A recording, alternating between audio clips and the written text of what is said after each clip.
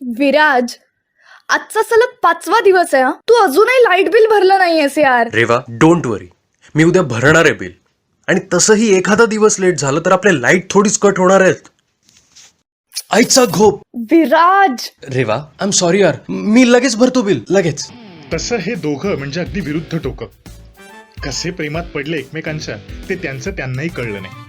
बरं, प्रेमात पडले तसं नवं थ्रिल अनुभवता यावं म्हणून दोघांनी ठरवलं की आपण आपल्या नात्याला पुढे घेऊन जाऊया.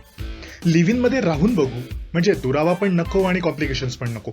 वाळलेली भेंडी, मोड आलेले बटाटे आणि 2 किलो लसूण कोण घेऊन येतं बरं, सांग तर मला. हे बघ रेवा, मला माझ्या जीवाची फिकीर नाही, पण आजूबाजूच्या निष्पाप लोकांच्या जीवाची तरी फिकीर कर. आणि मग अशा प्रकारे त्यांचं आयुष्य सुरू झालं, अगदी मजेत.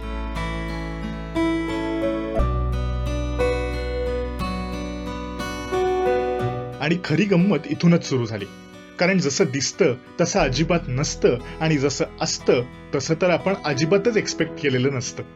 आणि याचे मागच्या काही महिन्याचे रेंट्स, लाईट बिल्स मीच तर भरलेत ना. तुझ्याकडे मागितलेत का मी पैसे? नाही ना.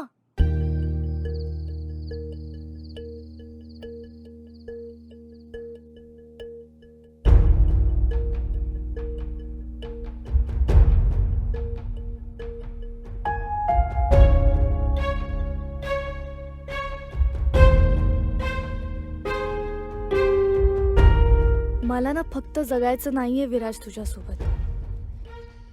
मला तुझ्यासोबत म्हातारं व्हायचंय.